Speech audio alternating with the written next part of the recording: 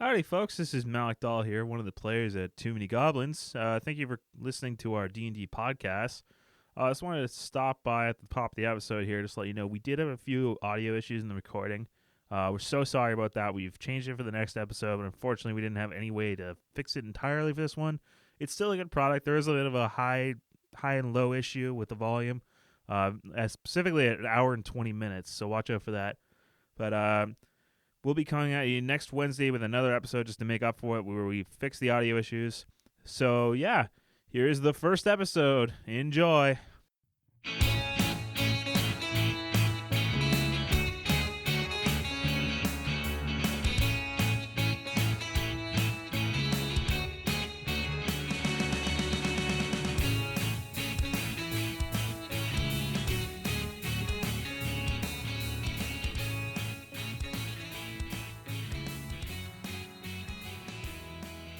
Welcome to Too Many Goblins, a Dungeons & Dragons podcast. My name is Charlie, and I will be your DM for the evening. My name's Rocky, and I'll be playing Beatrice, a half-orc barbarian. Hey everybody, my name's Zach. I'm going to be playing Leaf. He is our custom class here. He is a Geomancer. Hello, my name is Malik, and I will be playing Steerling, the Minotaur Cleric. Hi, I'm Brandon. I'm playing Torak. He is a blood hunter Goliath, and hopefully I can survive till the end. Spooky. We're going to start off in the Kotora Empire, a very uniquely shaped land. Looks kind of like an inverted crescent with a small island in the middle. The Kotora Empire ruled by the Abound family for a number of years. Mostly a safe place to live, but all across the southern end in the lands of Algacha and the Alchean swamplands, all sorts of danger abides. The Abound family has been ruling for a number of years, brought safety and prosperity, and currently Prince Amir Abound, who is the nephew to the king, is traveling out in Prince Amir's caravan of treasures and pleasures. All sorts of interesting folk have come to join, to tag along for safety and for trade and for profit. And among that group is our 4 intrepid adventurers. So, we'll start off at the head, a trader outpost south of Arthanc on the southeast end of the crescent. Here, many traders come to prosper and to also find rest after the few who manage to make the trek through the swamplands actually do so. A number of small villages and hamlets are all around. Most of them rely on the head for trade, for food, for even just a nice beer at the pub nearby. Prince Amir has decided to bless the region by throwing an enormous feast. He's contracted bakers and brewers and all sorts of interesting people at his own cost, and he's going to throw a major feast for all sorts of the commoners around. It's supposed to be a quite interesting evening, as he's promised to all of the guests. After everybody sort of settled in, Tarek, you come back from your successful journey finding the Veneno flower. You walk up to give the product to Sese, your mentor. Oh, you're finally back! Yes, master. I'll come back. Oh, it took you long enough. Let me see your hands. Here you go. But it is perfectly fine. He grabs onto your hands. He's like tracing some of the lines of your palm. No damage, huh? Well, let me see it. Here you go. And I reach into my pouch and present him the flower. It's in a little bag. He grabs the bag and he looks at it, and just the very smell of it, he kind of like reels back a little bit, like there's a small acrid kind of smell coming out of the bag. You like it, don't you, master? I don't know if like's the right word, but I'm gonna have another thing for you to go get tomorrow. It's very important for one of the clients. For now, you can go chop wood. Yes, of course. As you walk over to the woodpile to start chopping, you see one of the newer members of the caravan, a very sort of unassuming human, although there's a certain look about him that just kind of draws the eye, and you see other people in the caravan kind of just give him a look, and they go back to their business, but everyone notices him. Leaf, you're walking around, just kind of thinking about the route that Prince Amir has asked you to plot through the Alchean swamplands and Algacha. Yeah. Now, Charlie, what else do I know about this region? I know I'm fairly new coming out, but I know that there are some cannibals here. Yeah, so you can roll a history check, or if you're trying to like ask around from other people, you can roll a general charisma check. All right, I'll go with the charisma there. Sure. That is a 12.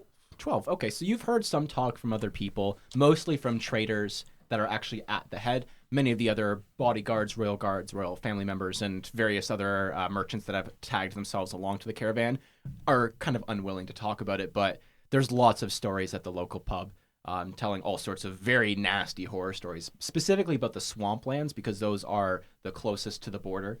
The head is located essentially at the northern border of the swamplands, where it goes from swamplands into forest, and they've got some nasty stories.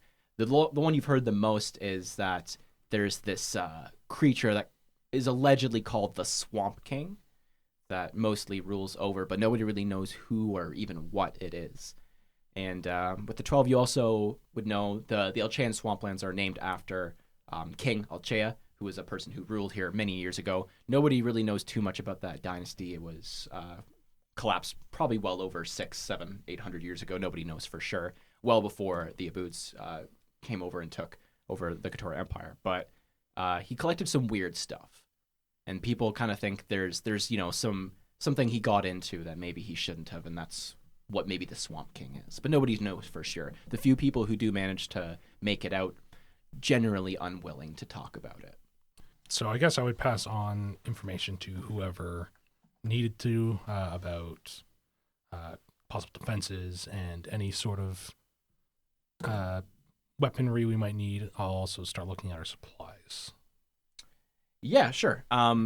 So you think you're pretty well outfitted for like a normal journey, but there's a lot of like weird things that you've kind of been told to try to prepare for by Prince Amir's vizier. One of the things that he's kind of asked you to really focus on, mostly he's given you discarded maps, little sketches that people have let come to them, dropped. They've scouted some, many at great costs, or so he tells you. But there's sort of two main goals that he's asked you to try to achieve. The first thing is to, of course, get through the swamplands. It's very boggish and mirish, so it's not a nice place to go through. But there is a more concrete danger that he's kind of asked you to avoid through Algacha, which is, as you know, a land kind of ruled by cannibals. Ruled is maybe a strong word, as it's more of a disparate collection of cannibalistic tribes. But at the center, there's kind of like a major city, for lack of a better word, which he's referred to as the Bone Palace.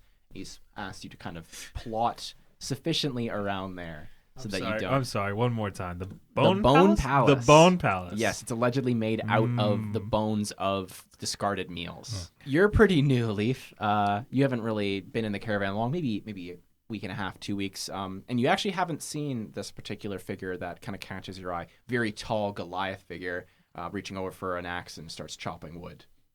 Hey, I just haven't seen you around. You appear to work here. Yes, I do a lot of fetching, a lot of busy work. Any specific reason? Yes, I'm learning from Master Seisei. No, I think I'm familiar with Seisei. You have seen Seisei around. He's a very obnoxiously loud gnome who makes his presence very much well known to everyone. The gnome, correct? Yes. Torak, I don't hear chirping. As I say, I'm on my way. And I start hammering, axing away. I'm like, yeah, so as you can see, I am getting yelled at because you're talking to me. Is there any other axes around? There's another. It's like a smaller one. It's more of like a little chopping hatchet, but it could do something. Any wood that's fallen off that needs to be split from the trees he's hacking. You actually, now that you're kind of paying a little bit more attention to surroundings, there is clearly some sort of fire going on in a tent that Seisei does set up, and he has you set that up generally because he's too small to set up the pins. But it smells like all sorts of weird stuff is cooking, and Torak, you're chopping fire basically to fuel it. Yeah, so just making sure that he can finish his projects. Lots of different stuff. Yes, science, I've heard. Yes, he calls it that. I don't understand much what is going on. He's teaching me a little bit. I get to stay. Scratch your back, you scratch mine. What can you do for me? Help you chop wood. Ah, what a smart. You're not going to scratch his back? Yeah. Not yet. We're not familiar yet. Yeah, give it time. Yeah, Gotta take him to the Bone Palace time. first. Yeah. So, and buy him dinner. You can't take someone to the Bone Palace without dinner first. Yeah. Anyways, I'll start chopping wood. All right, cool. So you start helping him out. I mean, you're not having as much success, obviously. It's No. a chopping hatchet, and he's got an actual axe. Also, he's towering over you. Yeah. 1 or 2 feet. Like, It's kinda small hard to count. human frame. Yeah, what does Leaf look like? Yeah, give Yeah. us a description. So, for all of you out there, Leaf has some dusty blonde hair with some green eyes. He is a relatively thin build. He's not overly tall. He's pretty average in height, slim. Most notably, around him, he has some goggles that he wears on his forehead and a small scarf. And how about you, Torak? What does Torak look like? Torek is a brown tone Goliath. A lot of tattoos, rigid on his arm and neck that you can see.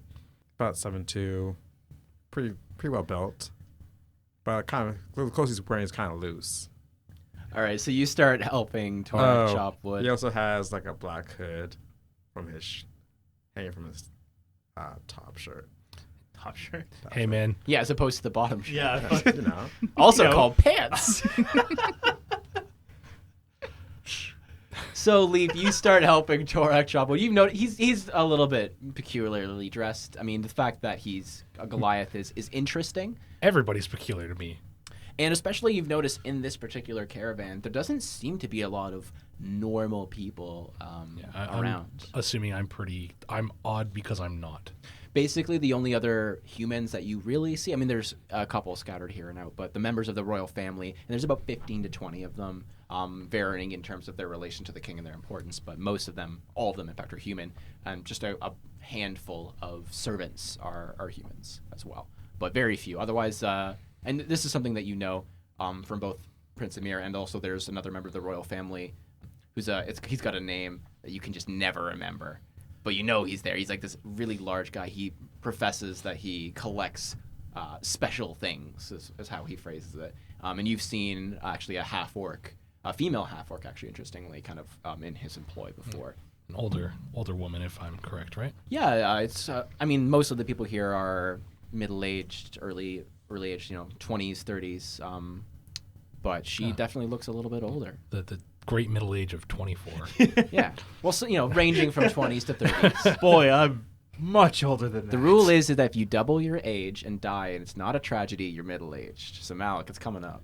I mean, it was never a tragedy. Oh, Could have been buddy. 15. It would be like, Well, this is good. yeah, put him in the hole.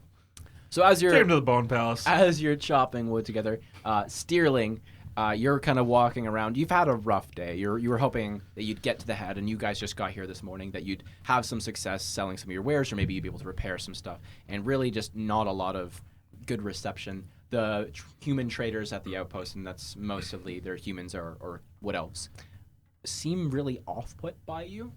But you've also had something else a little bit on your mind.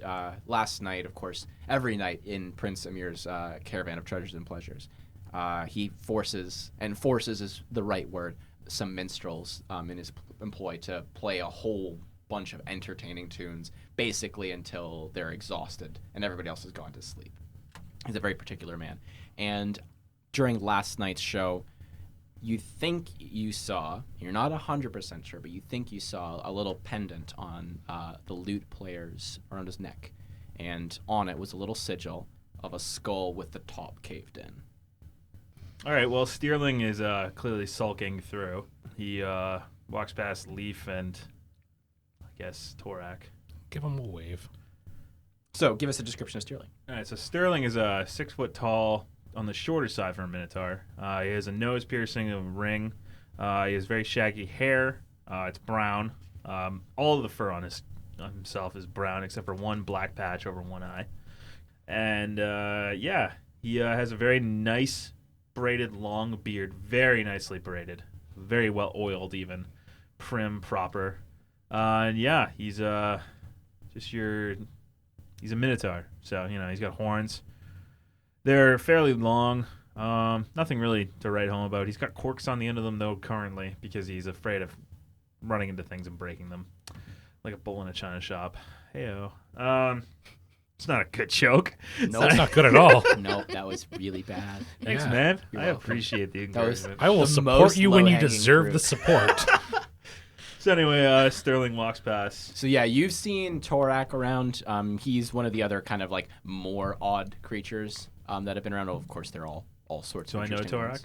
ones. At this point, you would have sort of like a passing knowledge of who he is, but you've likely never spoken. Say, who is you'd be more familiar with, kind of keeps him reined in pretty closely. Doesn't really let him socialize Right. as much. Well, hey there, Torak. Hello, how are you doing? Chopping wood again, eh? Yes, I can't stop. But I can talk to you if I keep chopping it. Oh, you keep chopping away there. You know what they say. Uh, 2 birds that chop wood get it done faster. Why would birds chop wood? Why wouldn't they? Because they just pick up the branches on the You've ground. never met an aarakocra? A who? Aarakocra? I lived in the mountains. Very high. Aarakocra? No idea what these are. You keep saying that. I saw. Aarakocra. I saw. Obviously. Do you know what aarakocra? You, hey, friend? No. Doesn't matter. Anyway, here, and I Toraki's gonna pass him a flyer that says Sterling Smithery and Shoppery. Come, that flyer good for 5% off. 5% off. It's okay. No, I'll All right, take well, it. Yeah, I'll take the leaflet. perfect. Thank you, friend. What is your name? Leaf. Leaf? Leaf. Leaf. Yeah, Leaf. You never heard of aarakocra? No, He's All making right. up words. Don't listen to him. That doesn't exist. I stare. thank you. I will. All right. He seems unperturbed by your story. You do note he's like Jacked. really strong. Yeah. Like he's basically splitting I the equivalent of noticed. stumps. Oh, really? Yeah, Holy like shit. they're big logs. All right. Well, Torak, Leaf, I expect to see you. Bring that leaflet with you. 5%. And then he walks off. It's a very strange man. Don't Yeah. listen to him. He just says lots of weird words, and I don't know what those mean. As the night wears on, you guys eventually do finish the work. You finished it a little bit quicker with the help of Leaf. Of Oh, course, much that quicker, doesn't though. stop Torak from pushing your nose to the grindstone as much as he can. But eventually, by of course, My bad. by mandate of Prince Amir, everyone must attend the feast. So as the night wears on, eventually Torak, you get to go to the feast. It's nice for you. You don't get to go too often because Torak is generally on missions when Say is around. If you're home at night, he'll force you to go out and look, even just for like very, very trivial ingredients that he could honestly just go get himself. Leaf, you haven't really been around so long, so you haven't seen a lot of the festivities. But the couple that you have seen, Prince Amir goes all out. So, He has his own private acting troupe and his own private minstrels. He will often just have the minstrels play for just him as he's kind of walking around. And at night, if he doesn't feel like throwing a big festivity, occasionally that does happen, he just has the actors just do a little play just for him. It's very not satisfying work from what you've heard of the grumblings of the minstrels and actors along the trails, but they make a living doing it. And one of the really nice things about this caravan is that it does offer protection to people who want to travel. So that's kind of why I've hooked up with them. exactly. However, before the feast really gets started, there's a lot of people at the pub. It is the actual Outpost Pub. Usually, Prince Amir has his own kind of like mobile pub that he has. He acquires beer and mead and wine from various towns that you go to and just kind of sets it up along the way. He's a big fan of drinking, as are most of the royal family. But tonight is all the head's beer, and the head's mead and the head's wine, which is kind of nice. Head cheese. Head cheese. Cottage cheese. But as you're kind of around drinking, and you see a variety of other figures that you kind of recognized, there is actually an aarakocra in the caravan, but you pointing don't at know it. what his name is. And he's mostly like hooded and like kind of keeping to himself at the bar. So He's Birdman. It's fine. yeah, you don't really see him around too much. But kind of a little kerfuffle breaks out. You hear kind of like shouting of, "Somebody broke into my shop!" And the whole pub kind of falls silent. We're And all this- there? Yes, you're all there. Okay. So one of the few humans who is actually traveling with the caravan, you actually recognize him. His name's just Tom. He's he's just a Tom? commoner, Tom. Tom. Yeah. He doesn't have like a family name. You He's said just, you. I assume you mean me. I'm looking at you. Sorry. Yes. Oh, yeah, that's good for an audio. Steerling. You recognize him as Tom. He's kind of like a competitor. He sells similar goods to you, but he gets along a lot easier than you do because he's human, and most of your clientele kind of are off-put by the fact that you're a Minotaur. So you don't really like him too much, and he doesn't really like you. And in fact, as he enters into the pub, he's making eye contact with you. And the whole pub's kind of silent. They're kind of waiting for things to happen. And he walks up. He's shorter than you. He's not a tall man. He's about 5'6", 5'7". But he comes sauntering right up to you, just like shoulders a popping, and just pokes you right in the chest. I saw you earlier today eyeing my stuff. Now, Tom. Did you break in, cow?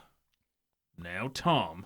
Did you break into my shop? I stand up and use my size to intimidate him. You can roll a strength intimidation check if you'd like. I can just do straight intimidation if you want.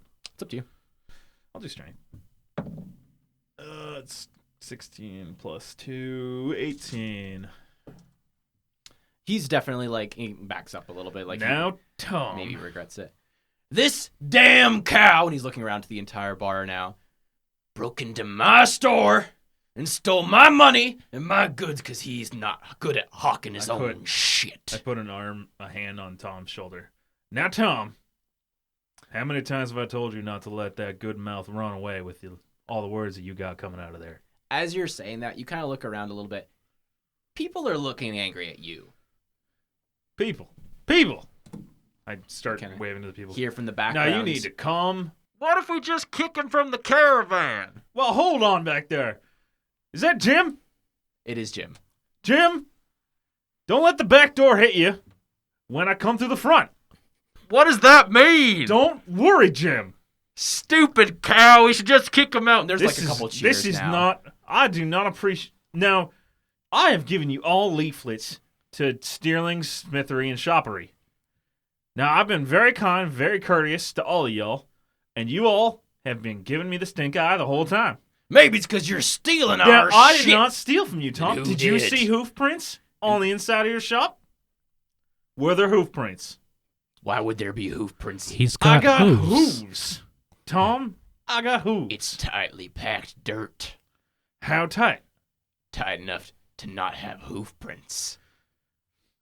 Tighter than the stone that burnt you, or? What? I'm gonna stand up now. Sure. May I ask what's missing? All my goods, all my money, all my silver, all my gold. He's taking it all because he's a You shit know I don't merchant. have silver at all. You know I what? only have gold. I bet you didn't even have the balls to do it yourself. Probably got him snipped out there in the pasture. Now You that's- probably had that damn half-orc do it. And Beatrice, kind of in unison, everyone turns to look at you. There's an awkward silence. Was that? Did you do it? Did you do it, half-orc? Did I do what? Did you steal my goods with this stupid animal? Now, Tom, I will not tell you again to stop calling me a cow and to stop calling me stupid. He Bob. stares you in the eyes. I stare at him. Moo, motherfucker. I hit him with a mace. Roll an attack. Nobody's saying moo motherfucker to Sterling. That's 14 plus 4, 18. You definitely hit him. Great. I'm aiming to, like, maybe I shouldn't have hit him with a mace. It's too late for Yeah, that. it's too late. I swing upward with the mace and I hit him in the chin, but I don't do, like, I'm not trying to hurt him. Are you doing non-lethal? Yeah. Okay. Roll damage. That's a 5. Cool. So you clock him pretty good on the chin. He kind of like stumbles backwards over, knocks a table with drinks Now, over it. Tom, I'm not going to tell you again to stop calling me a cowman. And then you hear another voice. Let's just kick out the half-orc Hey! and the cow. Jim? No, that's not Jim. Wait a minute. Carl? It's definitely Carl. Carl, get back. Jim and Carl are actually Get back brothers. to your mother's cart before this gets weird. What do you mean my mother's cart? You know. No, I don't. Can you explain it again? It's just one of my idioms, all right? As they're kind of gabbing, there's a few people that have kind of like weapons drawn, like kind of like walking over to you. Like they've definitely are a little bit suspicious of you. Now, Tom, I did not steal anything from your cart. I had spent all day working on tools for various people. So you were working on yourself then, you tool. I mean, blood's pouring from his mouth a little bit. You want to think about that again before I see where those teeth can mend up tonight? You know, where I'm standing, there's more of us than there are of you. Now, I'm Charlie, gonna stand up. I'm gonna prep magic stone. Okay. So I've enchanted 3 of the pebbles in my pocket. I want to stand up and walk towards the human talker. I'm gonna. Beatrice, what are you doing? I'm also putting my hand on my weapon, and Can you give us a description of yourself? Oh no! Oh, what have I okay. started? Yeah, Beatrice. So Beatrice is she's a barbarian half orc, and she's a bit on the elderly side. She's about 65, 70, and she's a So large. near death. Yeah, Yeah, she's so she's, Yeah, really. she's in the That's the arthritis. twilight years. The twilight years. She's a large woman, and she doesn't mess around. She's got an elephant tusk that she uses as her main weapon. So yeah. Might be offensive to the guy with horns.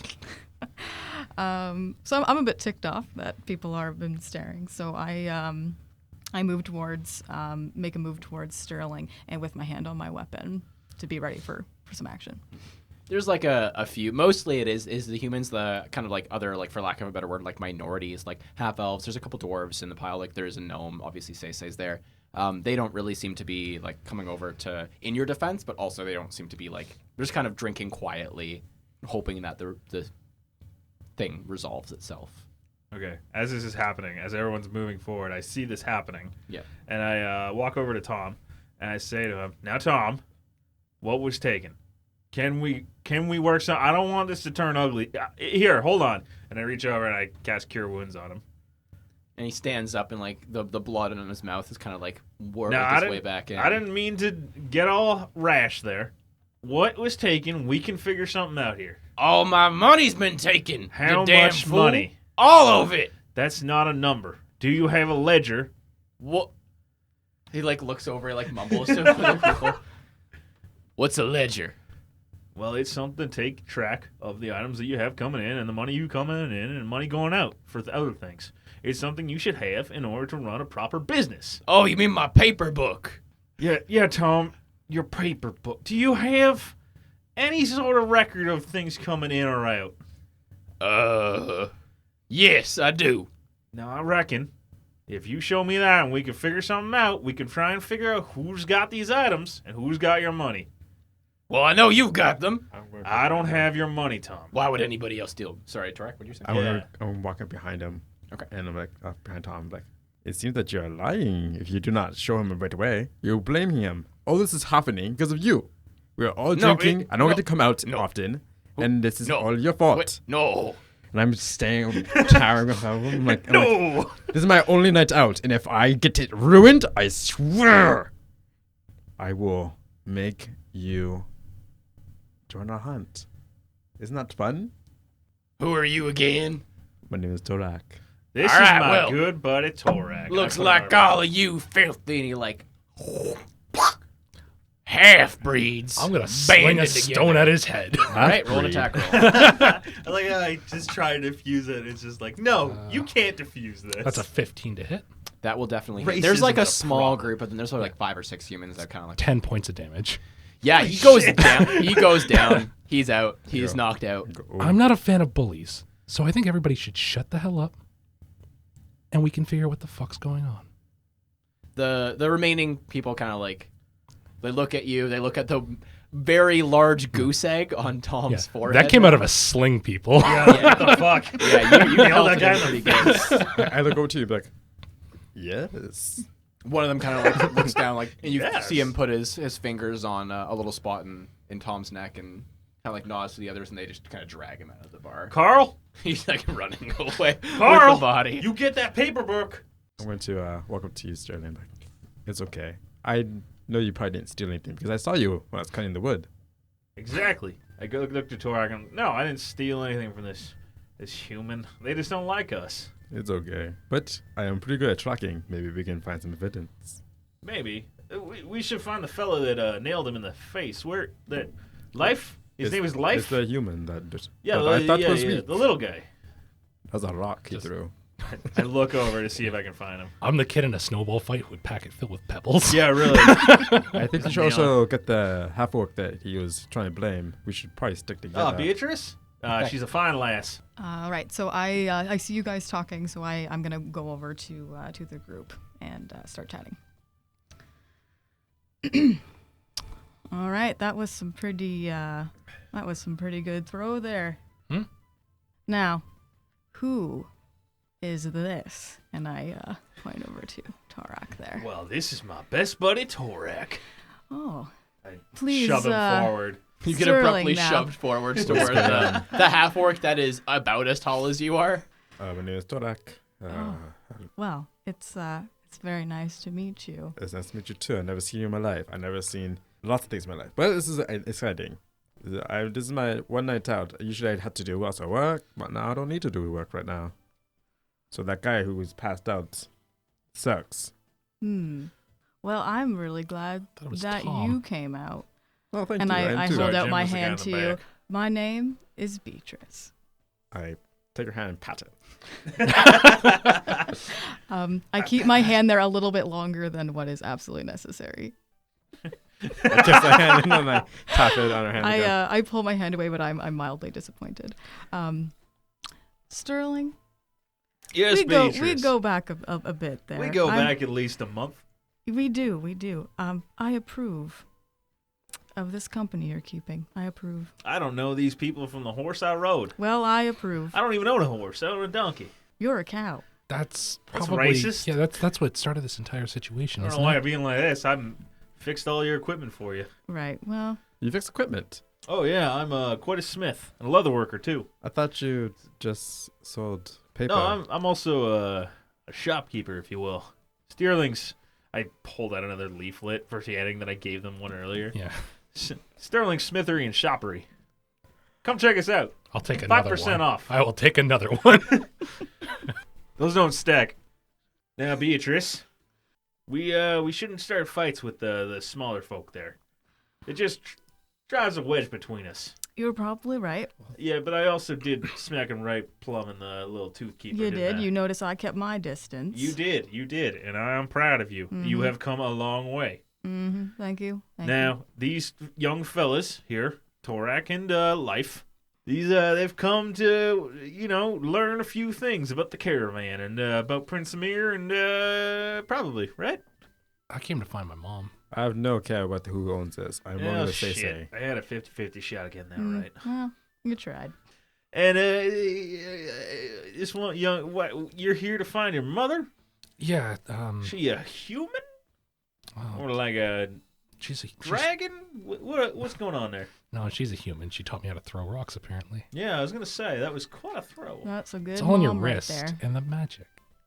So you say your name is Leif?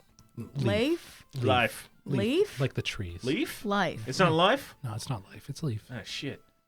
Like the tree. Oh, I apologize. Here, have another leaflet. I will take it. Sterling, you gotta stop handing out the leaflets. I printed 10,000 of these leaflets. And I've got at least 8,000 of them. I know. They're all worth 5%. Non-stacking. It says here One every use 2 only months. ever. Scratch out the bit where it talks about 2 months. It says 2 months. It doesn't. Underneath that, it says 2 months is over the span of your whole life. So your offspring can use. Fucking. I invented small print in this world. 2 months or a lifetime, whichever is longer. No, I'm also here to help assist Prince Amir get through the swamp without you all being eaten. Well, that I definitely appreciate. And how do you propose you're gonna do that? Maps, stars. Why don't we go investigate Tom's shop? Maybe we should figure out who stole from Tom. Yeah, you're correct. I heard Carl might have some ideas. At that point, you do hear the sound of a horn blowing, like a few kind of horns blowing in harmony, and a very eloquently dressed man dressed in all sorts of like purple, like really flowy robes, kind of comes in. Prince Amir's feast will begin shortly. Oh, the feast. You don't want to miss the feast. No, I'm not going to. It's my own time out. I have to eat. Oh, all right. It's it's mandatory too, isn't it? It's a mandatory feast. It is mandatory, yeah. But it is a good feast. Beatrice, it's a good feast, right? Well, I mean, once you've been to one feast, you've been to all the feasts. Doesn't he work the poor minstrels to the bone though? Oh yeah, but they're pretty good. They're pretty good. And Plus, you know that's tomorrow's meal. No, I'm just joshing you. It's not tomorrow's meal. No, let's go eat and then we can. I slap Tarek on the back. Now, this little fella looks like he can put away quite a meal. Are you referring to me? Or him? I slapped you on the back. Oh, they're trying to get my attention. I don't know. He's Oh, pretty boy. tall, isn't he? Yeah, little fella. That's what I said. Anyway. What? I just leave. I just go towards the feast. All right, so I you fall behind. abruptly get up and start walking. Yeah, I'll I trail stumble. behind. Most follow. of the other people at the bar start heading over as well. He's got these like long tables, about 4 of them. Each can fit, like they're really, really big. They're like 75, 100 people sat at each one, with just this nuts, like eloquent, decadent feast. Like so much food. You see roast pig, you see roast turkey, you see roast chicken, like all these different types of meat. These incredible like drinks and these incredible desserts. It just looks like every bit is so dang delicious. He's got the minstrels just going nuts too. I come to a table holding a giant plate full of only desserts. Only desserts. I got brownies and fudgios for days. Fudgios? Why not? All right, you've got a lot of Oreo cookies. I'm only eating desserts at my own table. Do with that what you will. I will look for any fish. There is some fish. I'll- There's a very nice baked salmon. Yeah, I will take some of that and then a couple of the vegetables. Then I'll move over to There are shockingly few vegetables. yeah. Whatever's available. I'll take a few. I grew up kind It's of just close to the carrots, coast. uncooked carrots. Yeah, which is fine. You by think me. they're mostly actually for garnish. Like, Yeah. they're actual vegetables, but no one else is eating them. I'll take them Okay. and I'll go sit over with Stealing and look at his food. What's that? Well, that there is the finest delicacy you can find in this caravan. That there is pudding. I'm like, poke it. Ah, It jiggles. What are you eating? The garnish? You're Yeah. not supposed to eat that. It's not good for you. put it in my mouth and chew. Ugh. You're gonna make me throw up half this cake. What's a cake? What's this? Hold the cake. It's poke You've never cake. seen It's poke anything cake. quite Yeah, like this. I've never seen these weird Yeah. Here, Where you're from, you mostly ate, like, fish. fish and fungus. Fish and mushrooms. So the carrots are a The two delicacy. F's. Yeah, we got 2 food groups where I grew up, and it's fish and fungus. Oh, the 2 F's. It's almost like I stole that joke from someone. I will. A pile of anvils falls on Sterling's head. Oh no! It does 8d12 damage. Oh no, he's dead. Serve him up. Ground beef for dinner. I will try some of this cake. All right. It's really sweet. It is incredibly sugary and Yeah. rich. I It's like I put extra sugar on top. it's like cheesecake pudding. Oh, Oh my. So it's like the most decadent. Like why did it I is way choose too this? much. How do you feel about that? Probably better than those carrots. I think they're called. It's food. I mean, it's food. Yeah. Best food they got her. Right after the pudding. And I'll lean over to the side with it, and like I drop something. I'll like mold earth to make a little hole and just drop the cake in there out of my mouth and just cover it back up. Okay. Yeah, it's good. I'm gonna stick to my salmon though. There's also like a lot of like beer and wine and Yeah. other. I've delicious got only drinks. beer and cake. Okay, you pudding. got beer and cake. So you're carbo loading right now. There's a reason he's got a pot. Okay. Beatrice and Torek, what are you guys doing? I'm also going to walk over to Sterling's table. I also have a plate of food, but I only have legs of birds. So like turkey, chicken. That's it. Just something you can hold in your hand. And Must a have very a weapon at all times. yes, and a very large mug of beer. And she's I have a seat double at the fisting table. foul. Yes, I sit down at the table as well. And I look over at Leaf, and then look over again at Sterling. Oh, you didn't tell him not to eat the garnish? Oh, I told him not to eat the carrots. Yeah. You're new, aren't you? Yeah, I miss vegetables. Mm. I start to cry a little bit. Vegetables? Like, you know, I don't know. Does he speak I common? think it's from the dirt. Oh, you know what they say. He'll come around. Humans are weird. He'll come around. Torek, what do do you they think say about this? the dirt? I took the pig.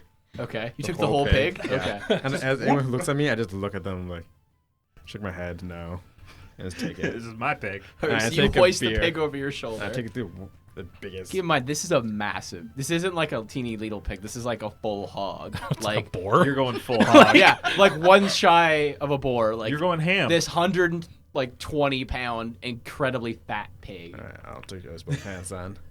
I'll pick it up. Don't body shame the pig. It's Took good. a That pig. is good for pigs. And then I'll look You at don't I'll know. look at anyone who looks at me and be like, "It's mine." And walk over to the table I'm the pig and captain push it now. down on the table. I'm like, "I brought us. We can share." Oh, Wow.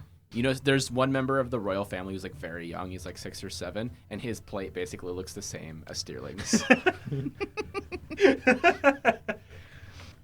All right, so you're all having quite a delicious feast. At the end, Prince Amir does stand up, and he kind of starts waxing eloquent a little bit, just like saying about how much he loves the people. It's all very like trite bullshit you've heard before. But out of there's a moment of silence, and you hear what almost sounds like this big gong just kind of ring. But you can't really figure out where it's coming from. It seems like it's kind of bouncing around, kind of difficult to locate the sound. And everyone kind of drops silent at that, and they're all kind of looking, and they look kind of expectantly at Prince Amir, and he's kind of looks a little bit surprised as well. It looks almost like he's a stomachache, like he's about to hurl for a second. And roll perception checks. Is that the first nat 1? that's the first now one, baby. All right, Chris and that baby. 8 for me. It's this cursed. For those who don't know at home, I have a cursed dice rolling tray. It is cursed. It never lets me roll above like a 10. You know, they say a poor carpenter blames his tools. Yeah, and in this case, You say that every I time, do. but he's rolled so many natural Well, ones. In I the rolled- Yeah, Yeah, it's because he's bad at being a carpenter. No. 18. 18. 18. All right, so Beatrice and Torak, you notice that there's actually like a similar kind of expression in most of the other royal members' families. I just faces. focused on pudding. What about Yeah, the- you're kind of like, you're in hog heaven good right pudding. now. You're No, just, he is. yeah, so you're in, Thorax and hawk him. well, that pig definitely isn't going to heaven. That pig. All cheated pigs on go his to hell. taxes. Yeah, in case you didn't know, all pigs go to the bad place. But you two notice that, yeah, that similar kind of queasy expression on all the royal members' faces, including the children. There's only a couple children, but like even they kind of look like sick to their stomach, like a little pale. I will tell them something's wrong. It looks like, huh? Bad food, maybe? Look what's going on. That was pretty good pudding. Right. I don't, well. What are you talking about? Done.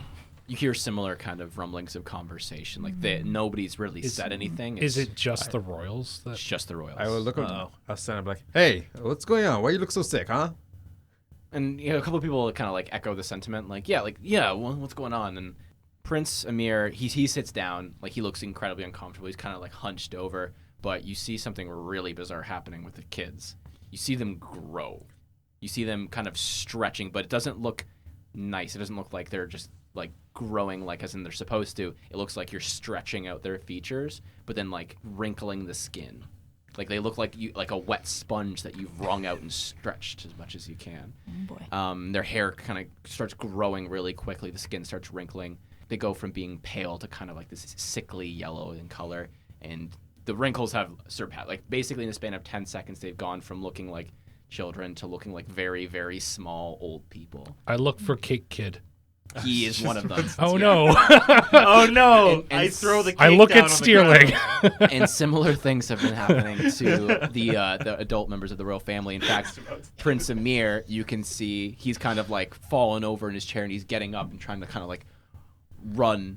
He doesn't really know why he's running. He's just kind of running, but you can see he is incredibly frail looking. He looks like he's aged 50 years in the past 10 seconds, right. and it's still going. I want Do to I- find Say. I want to leave the table and try to find Say. All right, it's kind of hard to spot him. You have to roll a perception check or investigation check. Can I also see the vizier for where I am? Yeah, as the vizier is sitting at the head table, he also looks like he's having the same thing happen. 12. You can't really. He's a little bit too short to really like see among the crowd because people are now starting to panic. Like people see him, like Prince Amir, kind of like moving off, and he clearly looks like there's something very, very wrong with him, obviously, and there's some panic starting to set in. Somebody's like already kind of run away, thinking the food was poisoned. I'm gonna get up and run after Prince Amir. All right, so you start heading off over to Prince Yes. I'm gonna go like right up to the vizier. Okay. Because he's the only person I have any connection with here. Yeah, and it's happening slower to him, but like, and he was already like a little bit on the older side. He was like 50 or 60, but it's happening to him too. And you kind of like now you see other people that aren't the royals. Some of the other people in the caravan, it's happening to them too. Yeah. Can I look at like what they were eating? Anything that might be similar? There's no similarities. There's just all. I mean, obviously there's no vegetables, but just all of the various other No things. They're eating carrots. Oh, I was doesn't looking seem- like, oh, kids wouldn't drink alcohol. I also am going to. I want to see where my the Lord I serve is around as well, and see never what tough he's up? doing. Yes. Yeah. He basically tipped over in his chair, and he's so large that he can't actually get back up without help. But his servants aren't coming to his aid; they're having the same thing happen. Right. They were among the royals. Typically, it's like some of the closest servants to members of the royal family are like really young, like Okay. 15, 16 year old members of the royal family, basically to learn how to serve, and then they can lead. It's kind of like this weird pedagogy that like the king has, but they're having the same thing happen to them, so they're not coming to his aid at all. Okay. I rush over to him because he's I work for him, Yeah. so I rush over to him to try to help him. Okay. So, you know that scene in the third Indiana Jones movie in The Last Crusade when No, he drinks from the explain wrong it cup? to me. All right. The aging is progressing even quicker. What is it's, a it's cup? picking up. It's picking up. Get out of here. It's going so fast that he's actually like you can see him just shrinking. You can Uh-oh. see the weight kind of like and like it's gotten like wet around him. Like it's just kind of like leaking out of him, and he's getting older and older and older. Amir, as you're chasing after him, Sterling, you see like he's trying to run, and a bone just breaks, Oh no! and he kind of falls to the ground. You hear multiple bones break from him falling. Am I close enough to him to catch him? No, because Oh. he's kind of far off. He was at the head table. Oh. So he's definitely like fallen over completely, and all around you, sort of chaos is erupting. People are seeing all this happen. They're freaking out. They think there's poison. They think there's some sort of evil magic. You see some of the racist humans kind of like point to you and then like peace out. Yeah, Right. they point to Beatrice and to Torek and to Sterling. Like they want out of here. They think it might we be did you it? guys. Yeah. Oh yeah, because they hate you so much. What the fuck? And pretty soon, I mean, there's some of them are having it happen to them too. There's maybe out of the 250 people here, there's maybe 20 that aren't being affected. So it seems. So other people at various rates, but everyone's having it except for like Is there any random assortment. similarities between the people not affected? No, not really. Is there anyone who looks like they're really calm about the whole situation? Roll a perception check, and Sterling can as well. On a roll, cursed. 17. Cursed. I hate this thing. I'm not using it anymore. Um, Don't worry about what I got. you notice the absence of one of the minstrels. He's nowhere to be seen. I went to yell to anyone else in the crew, like, there's someone missing from here. Wait. And I want to try to see if I can pick up his tracks, see if I can find him. Sure, you can roll a survival check. I'm At this still point, you can running. roll another perception check with advantage because he's shouted out. I'm And you not already had rolling one of with the minstrels curse thing. pegged. Curse thing didn't matter. I rolled 2 2s. 15. Cool. 2 2s. You're just really off put by this screaming that Prince I'm- Amir. It's not even like a real scream. It's like a smoker who's just gone through a chain smoke pack of a carton. Oh no. And they're trying I'm to like yell. bolting towards him still. Okay. I'm 15. only concerned with the mirror. Okay. For some reason. For some reason. Probably What'd you get, Torek? 15. 15. You don't see any. Like it is nighttime, so it's kind of hard to spot any tracks. But yeah, like it's just kind of there's so much happening now that it's really important. Like you're getting jostled, all of you getting bumped into by people running, various people like aging really quickly and like running into you in kind of the chaos.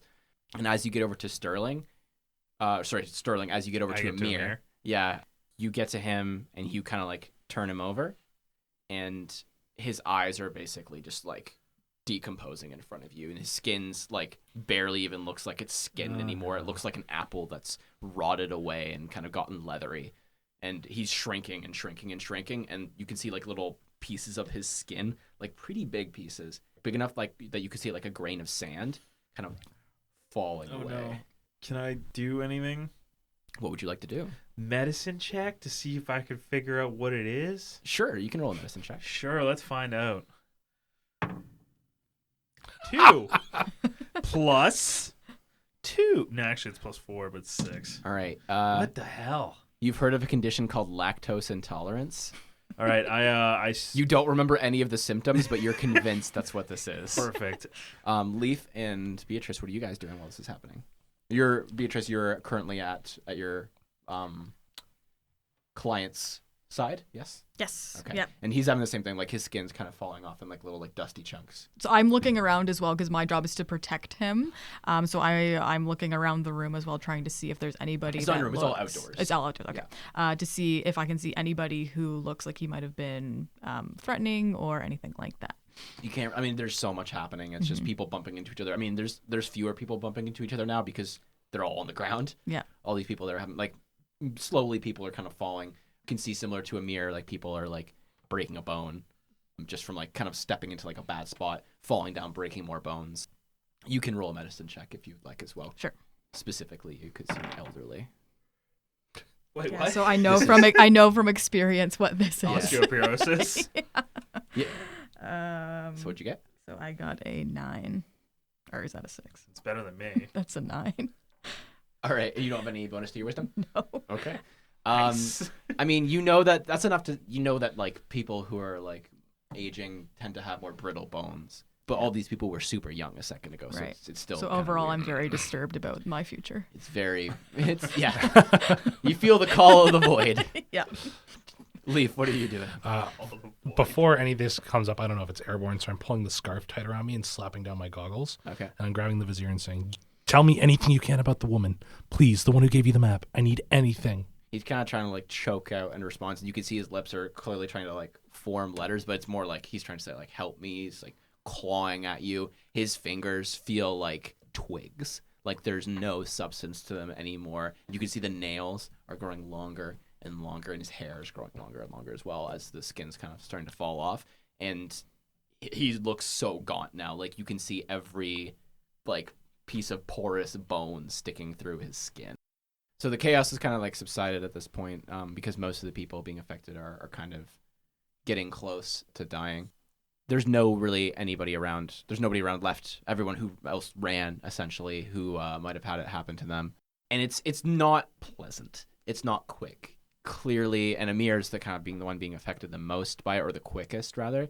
Like he clearly isn't going. I'm doing nicely in anything his I sleep. can to like try and stop it. Like I'm splinting bones really quickly, and I'm like, Roll a medicine check. yeah, I'm like all I'm I'm just trying to help.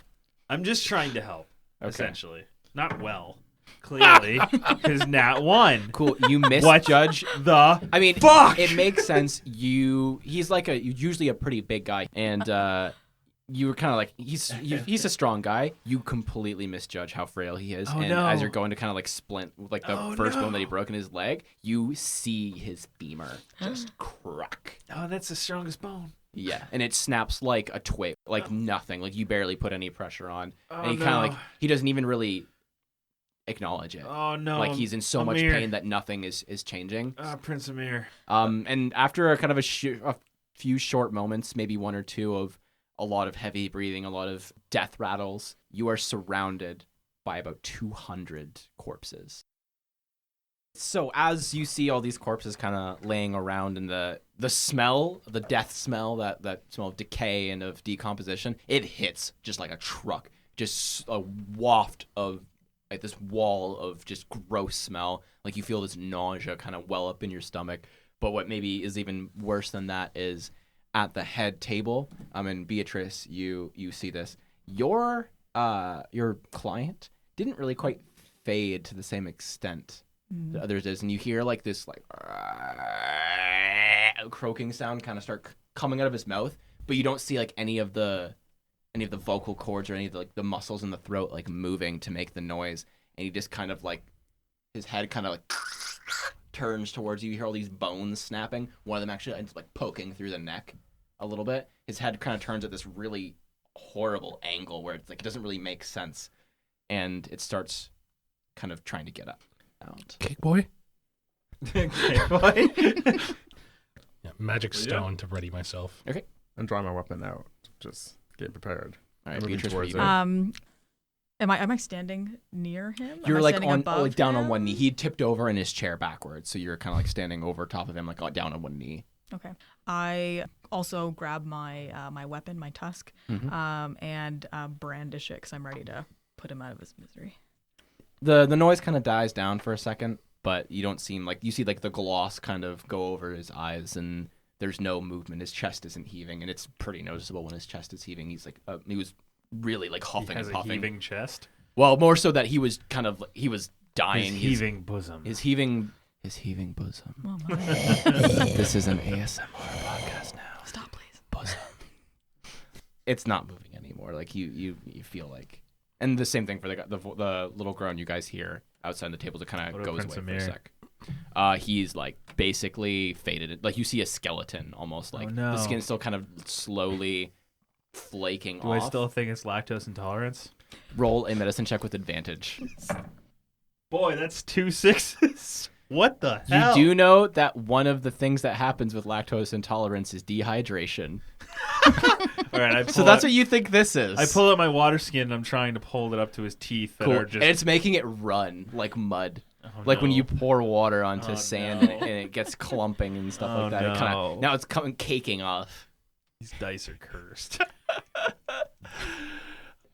So I prep my mace and I'm trying to protect the bones of this guy. All right, and it's just dead silent. Just the sound of your own breathing. What are you guys doing? I'm going to try and look around for the others. I want to take note to make sure that none of my newfound friends have bit the dust. So you see all of the people that you've met tonight. You see them still mostly standing. Beatrice is kind of tucked away behind the head table a little bit, but you're kind of over that direction so you can still see her. You can see Sterling just being really upset. You can hear him kind of like, oh no, like that kind of like the panic is a little bit there, and you see him dumping water on a corpse. I like gently pinch the finger like between my eyes and shake my head a little bit. And Torak, you've just been kind of like looking around, kind of like prepared, right? Yeah, just walk towards that noise and the bodies. And slowly eating my ham. sword. Slowly eating ham? Yeah, man. One hand on the weapon, one hand on the pork. Suddenly, Beatrice, a hand reaches out and grabs your ankle. It's your boss. Okay. Roll initiative. Okay. All of us or just her? Everybody. Oh. This is where I roll a nat 20. Nope. 17. Okay, who's next? I got a 19. 19 for Leaf. I got a 5. Okay, Torak with a 5. I got a 6, so I guess I'm just after. We're before Torak. Yes, that's how numbers work. Is it? Yeah, I think so. I'm the one who knew what a ledger was. Good job, buddy. Oh, not me, actually. Sterling knows. I don't know shit about ledgers. I can only count the numbers that are on my fingers and my toes. The numbers that are on the fingers. I and tattooed toes. numbers on them. To help you keep track. Because Yes. math. Because math. Because math. Okay, like- cool. Put your fist forward. It says 1, 2, 3, 4. So It thug. says 1, 2, 3, 4, It's like 6, the shittiest 7, 8, gang 9. tattoos. I skipped one. You tattooed your thumbs, man, but you missed one Yeah. still. So Leaf, you are up first. You hear this kind of gasp from Beatrice and this sound of like muscle, kind of like the sound of a guitar string being tightened too tightly and snapping as this arm, you can see it kind of snake out and hold on to Beatrice's ankle. It's clammy cold, by the way, Beatrice. It is gross. Yeah, I'm going to rush over. Nice. I'm going to rush over That's me over and take a look at what I see. You see a horribly wrinkled thing, kind of like grabbing at it. You recognized like the member of the royal family that was this thing. One of the things you do see though is it's like there's bones popping in the back of the neck, like out of the skin. Okay. Do I see any others spare for the one that is on Beatrice? You don't see them, but you can roll a perception check if you'd like. Great. No, I don't. That's a 6. Okay. Yeah. No, you don't see anything. You know how else. I feel. All right. Since I'm not necessarily sure what... She's about 15, 20 feet away from you right Yeah, so I'll pop a rock into the sling, and I'm going to wait and see what this thing's going to try and do. now. Okay, so you're readying an action? Yeah, I'm going to ready if it tries to cause any harm to Beatrice, I'll fire my sling. Okay, and Beatrice, it is your turn. This thing is grabbed onto your ankle, and actually now it's like those glossed over eyes. They're like looking right at you. The jaw kind of falls open. Doesn't look like it's like being moved open, just kind of like gravity kind of does its work. You see this massive tongue, basically like the length of a real tongue, but like it's kind of coming out of his mouth a little bit now. Like the Grudge. Yes, exactly like the Grudge. You just hear that. No. Beatrice Alright. is Sarah Michelle Gellar. All of my nightmares are coming true. All right. I don't waste any time. I grab my tusk, kind of right in the middle, two-hand it, and I use it to just basically smash his face in. Sure, you can roll an attack roll with advantage because it's prone. Because it's a face. Yeah, because it's a face. I don't know where I was going with that. Okay. So 11? Plus anything? No. You rolled that low with advantage? She's got a +3 to strength and a +2 to her proficiency. Yeah.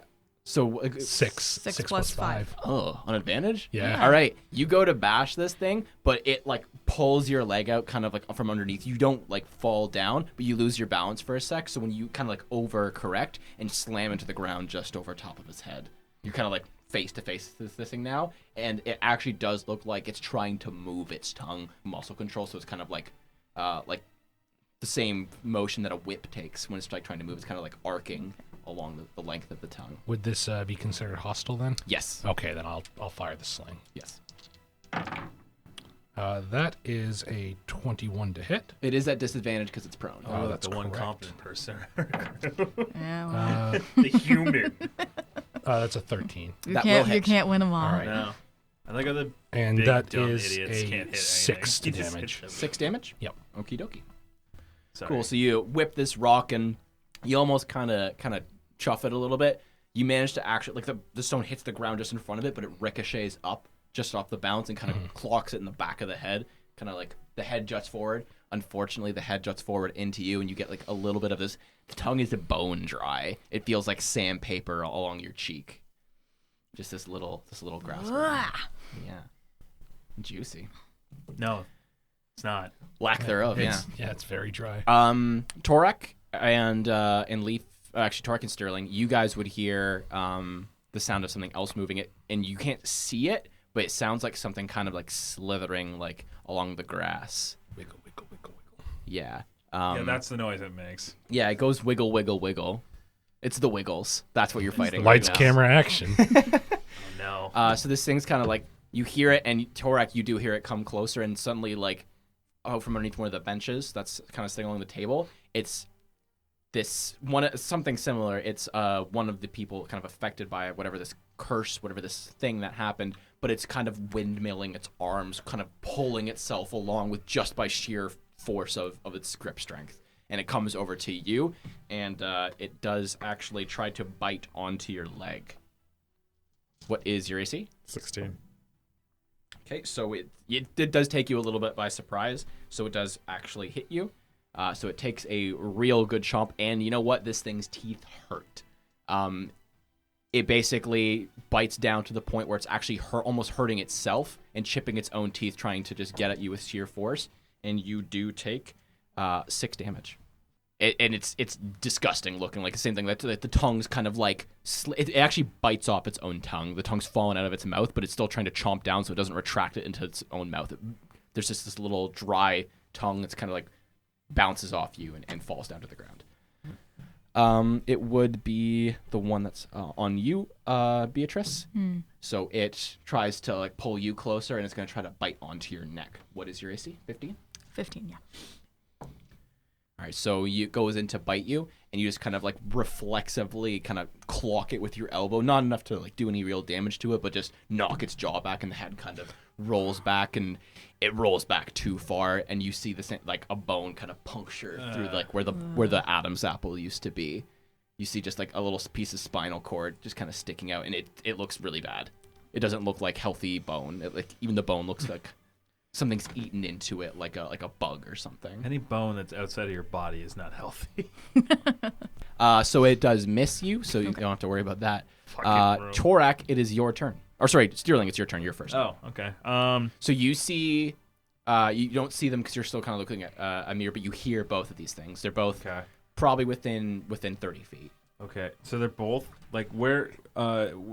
So the one with Beatrice is sort of towards the head table. Basically, the structure was 3 tables parallel with one kind of Right. running widthwise across. So she's at that one. That was like Okay. the head table for members of the royal family, and then one's kind of like in the middle, Okay. fighting Torak. I'm gonna go towards Beatrice. Okay. And I'm gonna run towards her, and I'm going to cast Sacred Flame on whatever the heck is attacking her. Alrighty, so dexterity saving throw for it. You betcha. It fails. Hooray! It takes 1d8 of radiant damage. It takes 3 damage. Okie dokie. So you reach out your hand, and this little holy flame kind of just shoots out from it, into the thing. You see like this sizzling. You can see the heat kind of radiating off this thing right where you hit it, right in the thigh, and it shrieks. And it's this horrible, like almost too high of a pitch for you to register, almost like a dog whistle, but like just enough that it's still in your range, and it is ear piercing. It is horrible. I sort of stutter myself a little bit. And how does Beatrice look? She looks fine? She looks like, okay, a little surprised maybe, but you don't see any wounds visible. I shout out, Beatrice, aim where the good Lord put the hit noggin. Will do. It's not my strongest one. All right, cool. And then Torak. Good Lord. I go, What good you Lord? fucking little did it look like it moved really fast to get to me? It looked like it moved quickly, but it's partially like because of the way it was moving. It wasn't running. It was like pulling itself towards you. Yeah, I remember like, if I want to die, I might as well die fighting. I went to take my blade, cut my hand with it, 2-hand, and I want to slash at it. All right, roll an attack roll, and it is on the ground, so it is with advantage. Oh, sweet. I hope I don't miss. Yeah. What kind of right do you have? Yeah, which right is it? Yeah. It's the right to the frozen. Okay, so you're going to be doing some cold damage. Please hit it. Wow. Oh, my. We cannot roll as a collective. That's awesome. So what's the highest? Oh my gosh. 9. That will be unfortunately a miss. It's a miss. You're trying to two-hand this thing, but like you're trying to like brace yourself, get a good footing as you've been taught how to do, but it's on your leg. So as you move your leg, this thing is light. It moves with you, and you just like your own movement of your leg forces it out of position, so you can't quite hit it. And it is, how far away to the group is it? Or am I? You're within 30 feet of about everybody. I'm going to take the attack opportunity and run to the group. And be like, hey, I need help, I need help, I need help. All right, and what's your AC? 16. All right, and it reaches out to get you, and it just misses.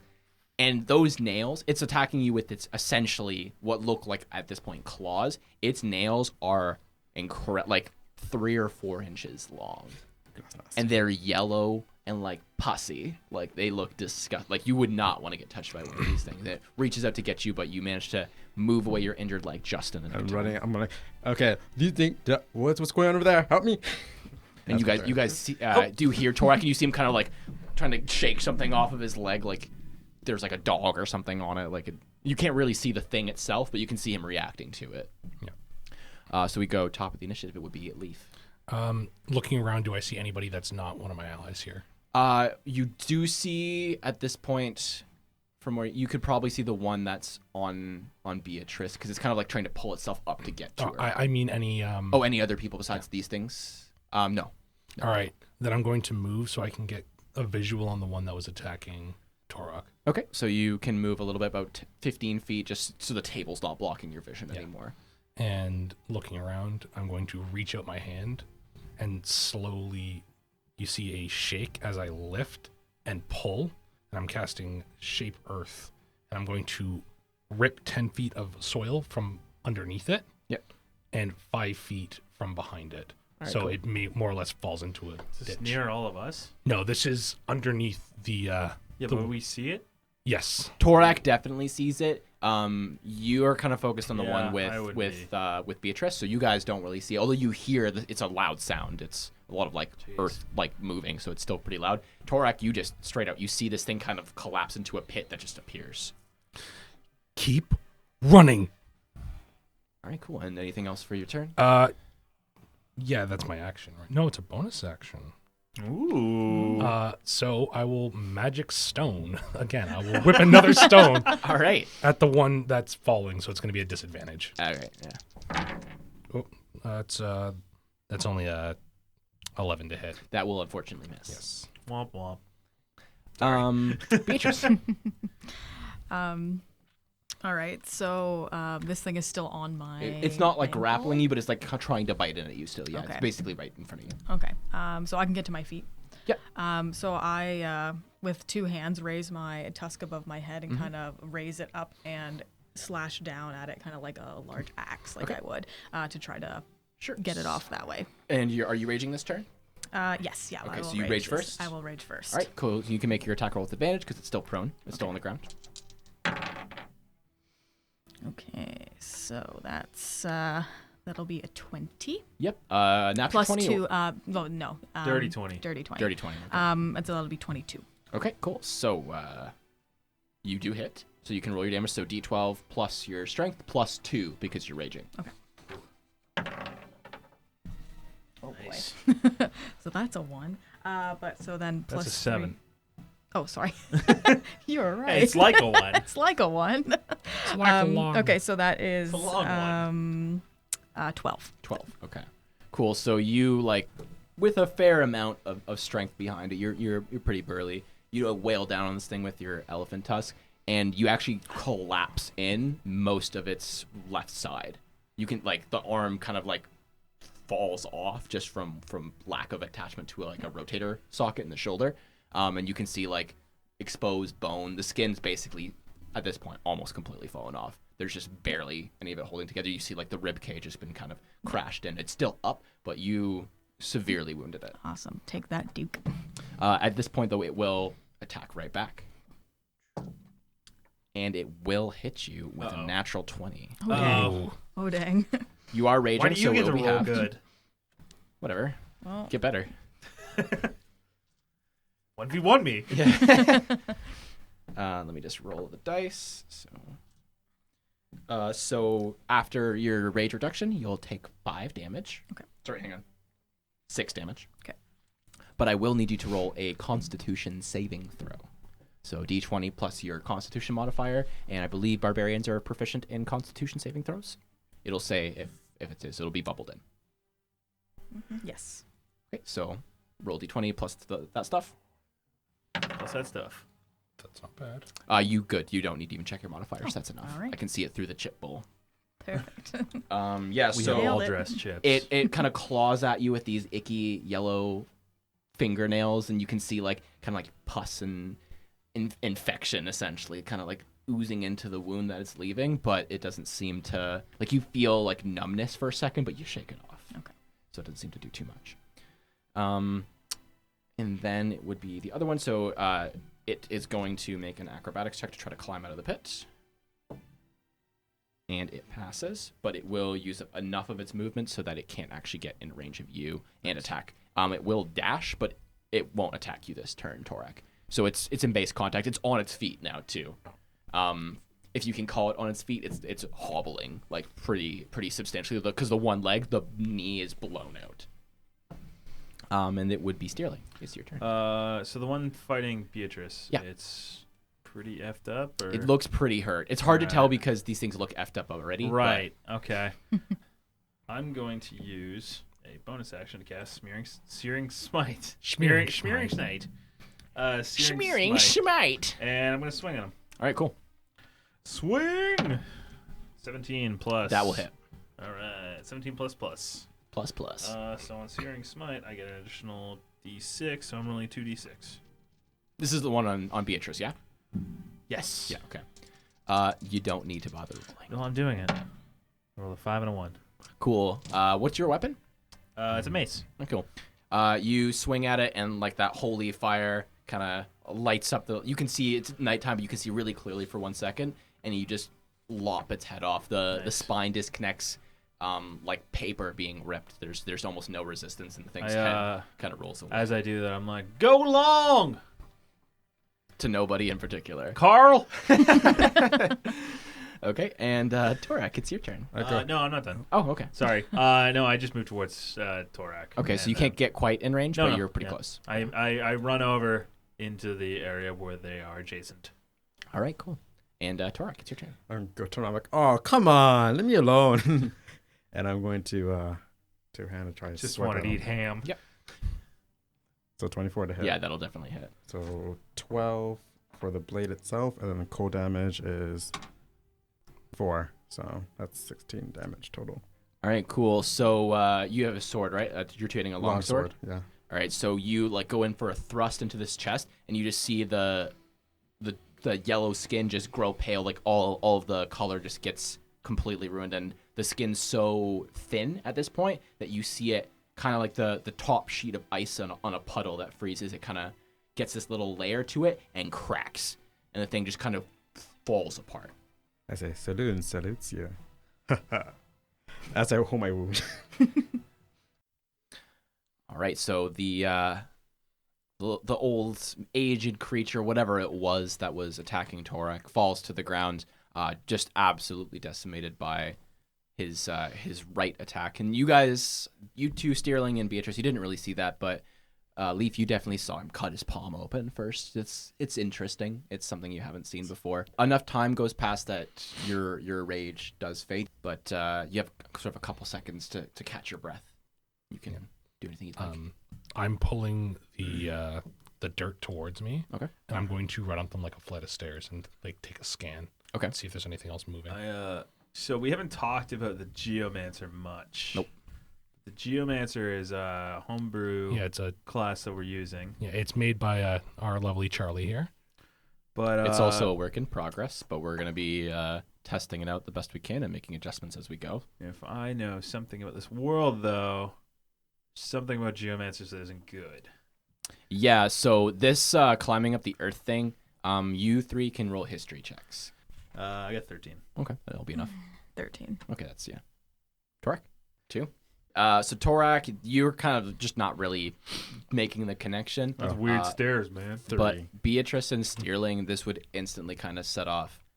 This is geomancy, and you both know that geomancy is like an outlawed practice. Like all these horrible people in history, these essentially like magic terrorists, have kind of plagued the Kotora Empire for like a long time. They're responsible, so the stories go, for the deaths of hundreds of thousands of people. They had like all these fabled powers, like the ability to move continents and create earthquakes and rifts in the ocean floor, like all these incredible powers. And that's the first thing that kind of gets drawn to your attention. He's using whatever his magic is to basically create these like earth stairs, and that kind of sends off a little bit of an alarm. So knowing that, I stand back holding my mace and shield out, and I try to stop Beatrice if she moves forward towards him. What are you doing? Something ain't right with that boy up there. Well, he's your friend, isn't he? He just got leaflets from me. He ain't no friend of mine. Oh. What's he doing up there? Doesn't he know we don't do that here? Unfortunately, you can't see too far, Leaf, because you don't have dark vision.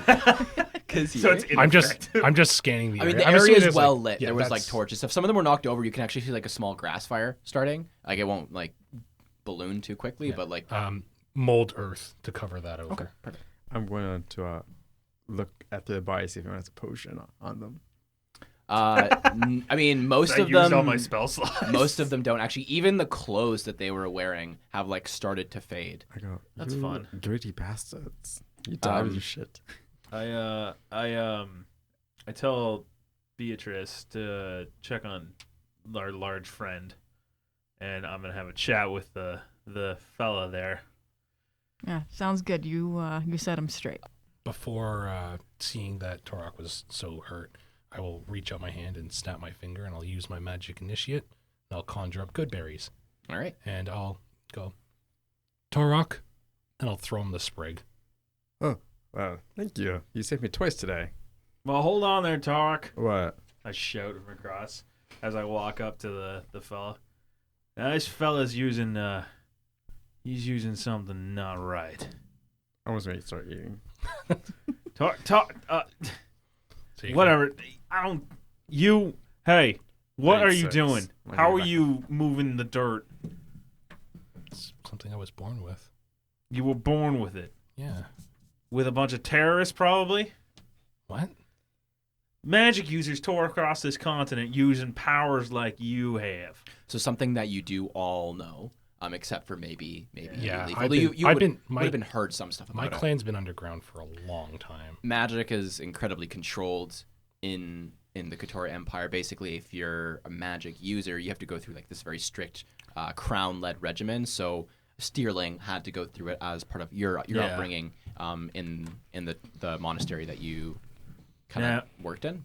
Leaf, where did you come from exactly? Because I don't know any training that goes with the things that you're doing here. And I went through some pretty intense training to get the magic that I have now. Just a small clan. Broken Coast. And where's the Broken Coast exactly?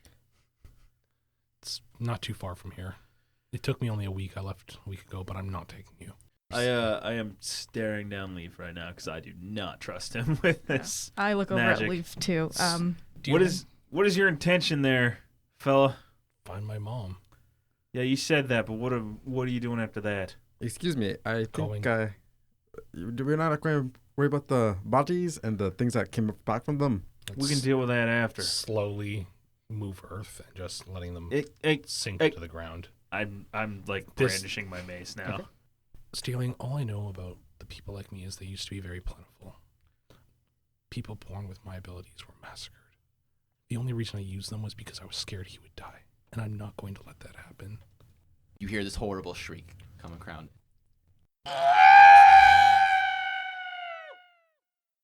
From where you are, as you're kind of slowly resting, Leaf, you see Prince Amir, this thing come out of him.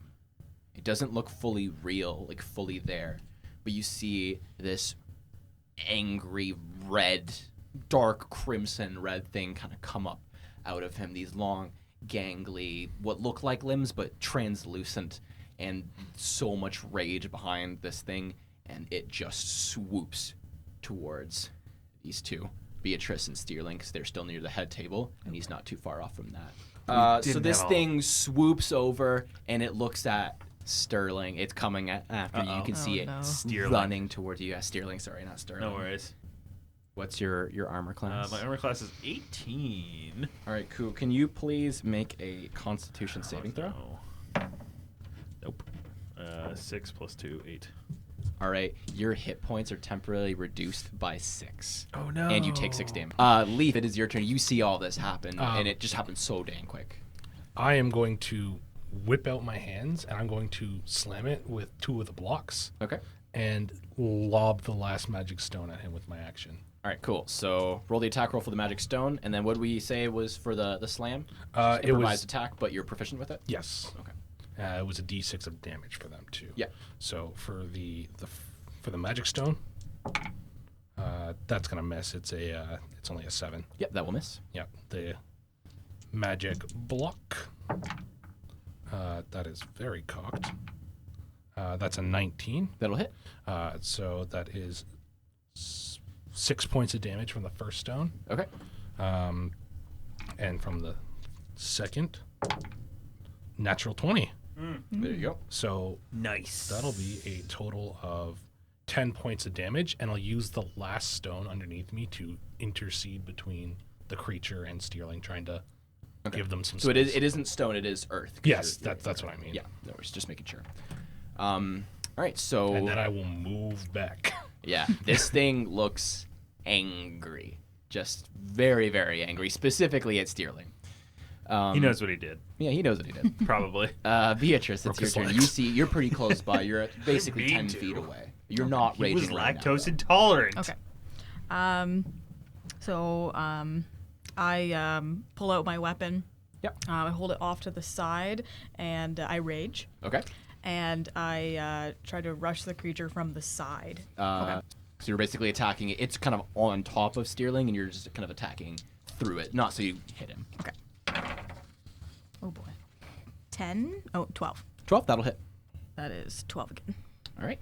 Cool. So you swing through this, and your weapon does go through it. It's clearly not really there, and because of that, you feel like, oh, maybe I'm not actually hitting it that hard. It seems to react negatively, like it kind of screeches a little bit. Steerling, it's on top of you right now. You're not grappled, I'm not grappled. but it's just kind of Okay. on you. So I guess I duck around the dirt behind it. Mhm. I say to Leaf, I say, hey, dirt boy, good job. And then I swing at it as hard as I can. All right. So are you moving before attacking? Yes, but Okay. I'm moving around to it. Okay. Yeah, so it's I'm not getting out of combat. Yeah, I know, but you just won't have flanking. Or That's partial fine. cover. I'm going to miss anyway. What'd you It's get? 3 plus Oh yeah. 4. Boy. Oh yeah, that's a miss right Who'd there. have thought? Thanks for coming out. Its Yeah, no AC kidding. isn't 3. It's not? What the? What the HE dickens? double hockey sticks. We're a Christian podcast now? Oh, I'm sure. We say Yeah. things like HE double hockey stick, And fuck. And Torak. Son of a bitch, I just... I don't know. Right next to there's like these two cuts with like this little line of skin. Yeah, I not- cut my hand with my longsword and say, "You fucking assholes!" And I run up to the side where the upside steerling. Yeah. And I went to two-hand and try to slash Leaf, him. roll a perception check. No. Man. No, that's a New 10. dice. No, that's enough. You see his hands are actually reasonably scarred. Yeah. Yeah, like this isn't like this isn't new. Okay. That's definitely Yeah, it. that's good. Holy shit. Double 19s. So That's very different from the double That's twos. yeah. I was gonna say that's that contrast. You're getting all the bad luck. He's getting all the good. So it's fuck me. Nice. All right, there's the bad double. 4 for the blade itself, and then the cold damage is Nice. 2 ones. sweet. So 5 altogether. So 5 damage altogether. Okay. They cold. All coats that blood. It coats it, and I go, that wasn't as steep as I want. You feel like you don't get a good attack. You're kind of weak already from having to cut yourself, and and you're also a little sluggish just from kind of a little bit of a tired stance. Need some cookies But and OJ. even the cold damage from your longsword, your blood right coming off that cold energy arcing off the sword, it really doesn't even seem to bother it all that much. It hurts it, but really not very much. All right, that's its turn, or your turn, sorry. So it's its turn now. And it's gonna attack you. Torak. What the? Yeah, it's What did I do? when you cut your palm open, and Steerling can see it pretty clearly. Like it kind of like it immediately flicks over, like it's kind of like Sick. being driven into this like frenzy because of the Hot. smell of the blood. Hot. What's your AC? 16. It will hit. It got a 16. Alright.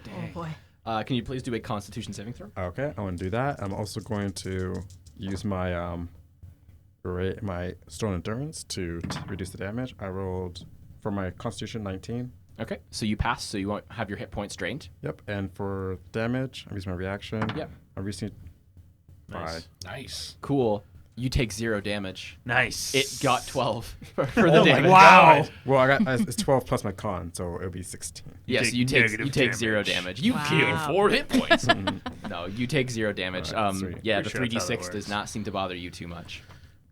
Cool. So, this thing kind of tries to do the same thing to you. Like, it just dismounts, like, almost does like a Please don't somersault. say dismounts. But, like, the way it's moving, it's not like it's walking. It's like it moves its leg over its arm and kind of like almost like a contortionist just kind of like rolls over to you a little bit and does this thing. But as it like puts its hands on your head and tries to like do that same like sucking the energy out of you, like it just nothing happens. Like you're staring it dead in the eyes and you feel like nothing draining from you at all, which is kind of nice. Leaf, it's your turn.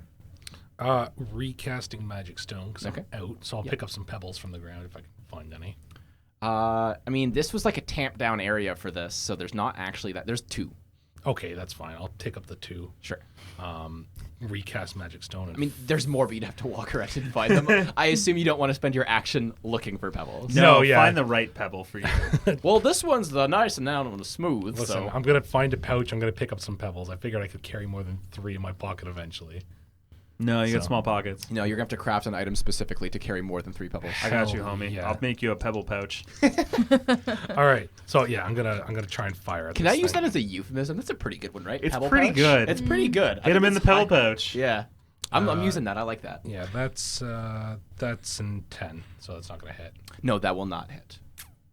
I mean, part of it is just like you have a few targets to try to not hit. Yeah. Because you're trying not to hit Torak, you're trying not to hit Steerling, especially Steerling. Steerling I looks don't know like why a, he's not trying to hit me. I just threatened him. Yeah, but I mean, at least you're a pretty I'm- nice guy. You're Yeah, I'm trying not to. I know That's fair. that there's some history with. It's just racism. It's just some mild racism. Beatrice, it's your turn. You see this stone kind of whiz past and just kind of go right past the thing's head and kind of clink uselessly off the ground. Okay. How far away is the? It's right in front of you. Oh, it's right in still. front of me. Yeah, Okay. So you won't have Then- flanking Okay. because these two are flanking with it, but Okay. All right. So I take my tusk two-handed, Yep. kind of in the middle again, and Okay. kind of use it as like kind of barge towards it, like All right. You're bunting. bunting. basically, Yeah, there you go. That's what I'm. Sure, that's roll what an I'm attack going roll. for. And this tusk it's pretty impressive. Like, there's parts of it that are shaved off so that you can grip it, but it's big. It's an elephant tusk. Did It's a Beatrice invent baseball? Perhaps in another life, my name called was B-ball. Babe. Okay. Come on and slam, and welcome to the jam. Come on and slam, and welcome to the jam. Okay. So that is a 11. That will miss. Yeah. I didn't do it in the same cadence she did. No, I'm sorry. It misses though. Okay. Part of it mimic is Rocky. Part of it is that you're having trouble figuring out where to actually hit it, because it doesn't seem real, and it's almost like fading out of vision, just partially, not like invisible or anything, but it's nighttime. It's hard to hit, so it's just kind of you're trying to like swing out, but it's kind of moving in and around. It's also moving very unpredictably, just kind of around. Sterling, it is your turn. All right. I'm going to take a swing. All right, do you have advantage still? Yeah, I'm still flanking, right? Mhm.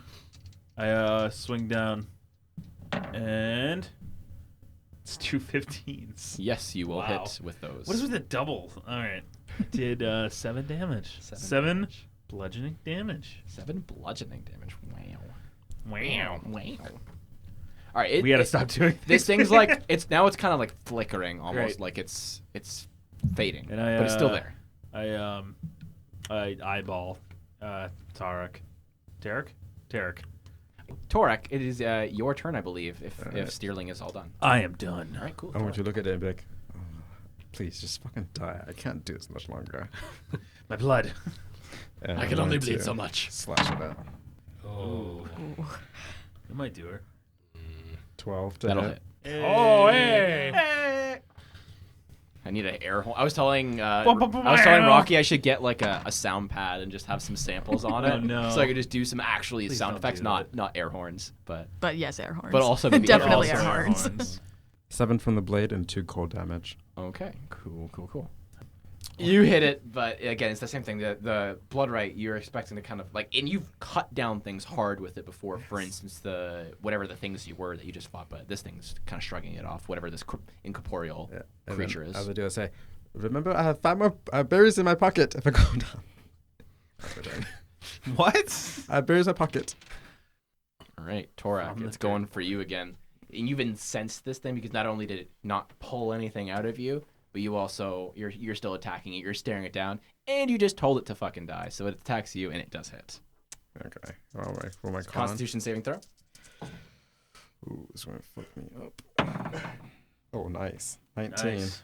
All right. plus 4. So your 23. hit points aren't reduced, but you do take 14 points of damage. Oh no. And this thing, you just see Torak go like flop forward, and this thing smiles, and you can see this clear you can see these like little like carved like filed to points teeth. That's what it kind of looks like, which is really unnatural looking because it almost has a human face except for that.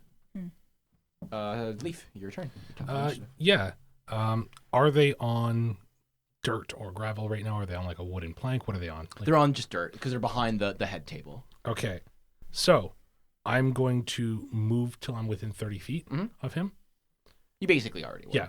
I will mold earth and suck him down below the ground to kind of protect him, but I'm going to give him enough space so he can breathe. You're doing this to Torak? Yes. Okay, cool. So Torak, you have no choice in this matter. You're unconscious. Yeah. You get kind of sucked into the ground a little bit. Yeah. So you look kind of like a plant.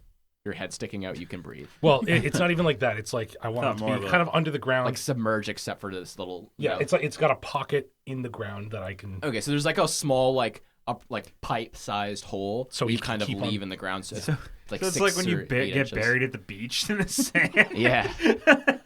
Basically, but there's like, his head's fully under. There's just this air hole that's kind of there. Yeah, there's a 6 or 8 pocket. inches. Oh, Yeah. And Nice. I will yell out, get rid of it. Keep in mind, Steerling and Beatrice, you just saw your unconscious new friend held up his Yeah, hand it's and not he a got good sucked look. into the earth and you can't see him anymore. All right, and that's your turn, Yep. Leaf? All right, Beatrice, it is your turn. All Only right, 5 I feet at a do. time. I do move forward to get flanking. Okay, cool. So you just kind of pivot around it. Pivot around. So I roll with advantage. Yes, you do roll with advantage. Okay, that is 16. Cool, that is a hit. Doing good. Doing good. Doing good. All right. Hell and then yes. That is 17 for Heck damage. yes, 17. this is a All right, so Christian you podcast. how are you attacking it this time? So I want to come at it, so two-handed, raise it above my head like a large axe, and Yep. kind of bring it down right on top of its head. Cool. So you know when you accidentally step on like a fruit that you dropped, like a tomato or something really juicy, Oh, that yeah. basically happens. Sweet. As you swing overhead, all of this like incorporeal, translucent material, ectoplasm, if you want to call it something like that, Sure. basically moves with your elephant tusk, gets to the ground, and then like condenses and bursts, and it does make a like splooshing sound as basically just like little bits of like red stuff. You don't know what it is, but it is ice cold. It is freezing. Bits of it get on your skin, bits of it get onto Steerling, and Oh no. This is fun. okay, none of it goes down the air hole. Oh. Okay, so I'm gonna say not like it was like a pocket. I was thinking like a You're giving like that an would air that would pocket? give him like very minimal That'd time. be like a minute. yeah. Yeah, less than that, honestly. exactly. A minute's 10 rounds, guys. It's a long timing game. No, that's true. Metagame us.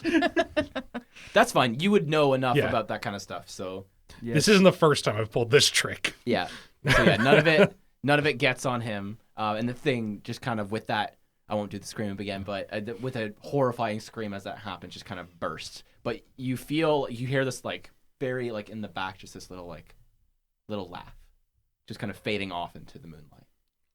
I'm frantically digging out Tarak. Don't worry. And I Don't you tell me to worry, son. lift him up and I cast Spare the Dying on him. Okay. I reach into his pocket and put one of the berries in his mouth. All right. Get him to swallow that. You have 1 HP. You get brought back up. Yeah. You feel horrible. You just feel awful. Steerling, you feel similar. You feel so weak. And as you're kind of like recuperating from whatever the hell that just was, you see there's one person in this area who's still alive. One person who aged quickly and hasn't quite faded out. Just one of the kids who's kind of clutching at his chest. It's Cake Boy. Oh no! Cake Boy's he's kind of clutching at his chest. He looks so old, and he just kind of like manages to like cough out. Yeah, berries. It's all gone. I run up to him and I cradle fades him. out. No, I wanted to cradle him and feed him cake. Just before you arrive, he slinks off into oblivion. No, sweet boy. And then I put cake on his mouth. Respecting him the only way that you know how. I'm going to start the dirty work of molding earth and slowly sinking people into the ground who have died. All right. What are the rest of you doing? Let's address those berries. Good berries. So you eat the rest They of are the good berries.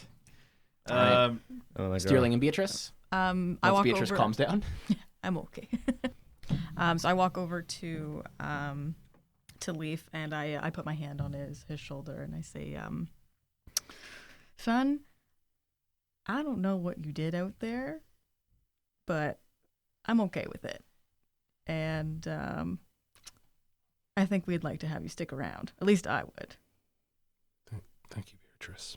I really appreciate that. Yep. Do you need help? No, I can do this all probably within an hour. Okay, and I just walk away. Goodbye. It's my bedtime.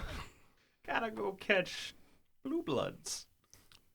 I from a distance, I'm like, hey kid, Yeah?